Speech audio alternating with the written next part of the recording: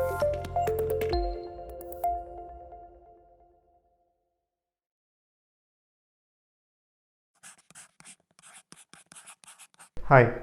இன்னைக்கு நான் இந்த வீடியோவில் பேச போகிறது வந்து tennis elbow pain.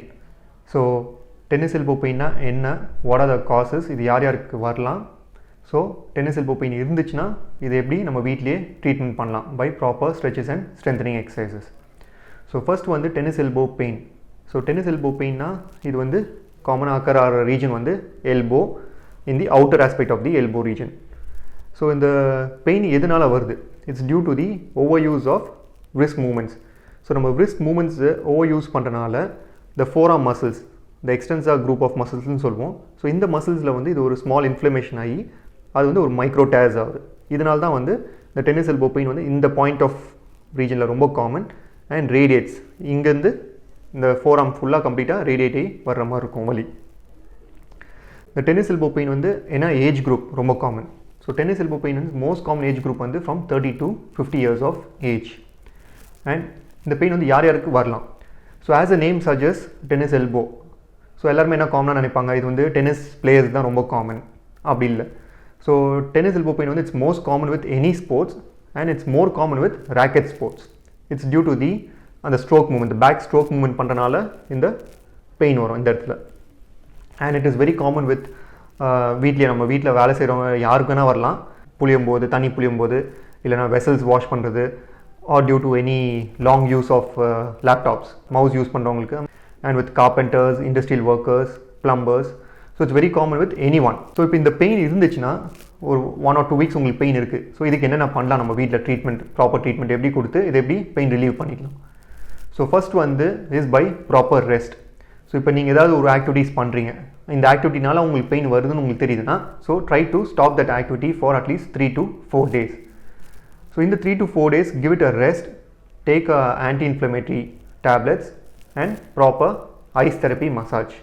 So the ice therapy massage வந்து எப்படி பண்ணுறது? So take a small bag of ice. இந்த இடத்துல ice, just keep it for 5 minutes, 5 to 10 minutes. அந்த ஐஸ் தெரப்பி வச்சதுக்கப்புறமா உங்கள் தம்பை வச்சு ஸ்லோவாக do a massage இந்த ஃபோராம் ரீஜன் மசில்ஸில். இந்த பாயிண்டில் எங்கே உங்களுக்கு பெயின் இருக்கோ அந்த இடத்துலேருந்து ஸ்லோவாக மேலே மசாஜ் பண்ணிட்டே வாங்க தம்பு வச்சு. இது ஒரு 5 minutes பண்ணுங்கள். So it relieves the muscle tension over here. So next வந்து ஸ்ட்ரெச்சஸ் பண்ணணும். So what is a common stretch? First வந்து இந்த ஸ்ட்ரெச்சில் வந்து ஃபஸ்ட் உங்கள் எல்போ வந்து கம்ப்ளீட்டாக ஸ்ட்ரெயிட் பண்ணிக்கோங்க.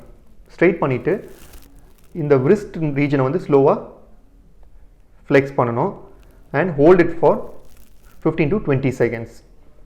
ஸோ இந்த பொசிஷனில் வந்து you'll feel a stretch over here in the forearm extensor group of muscles and hold it for 15 to 20 seconds. அதுக்கப்புறம் மறுபடியும் ரிலீஸ் பண்ணுங்கள் and again do it.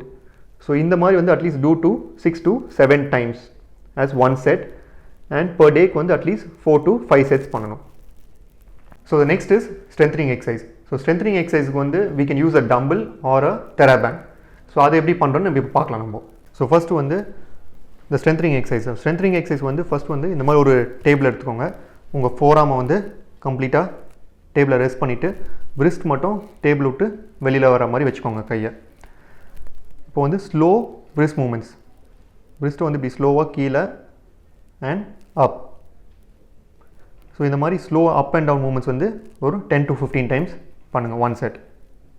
So இந்த மாதிரி பண்ணும்போது உங்களுக்கு தெரியும் இந்த இடத்துல இந்த ஃபோராம் மசில்ஸ் ஆக்ட் ஆகிறது உங்களுக்கு நல்லா தெரியும்.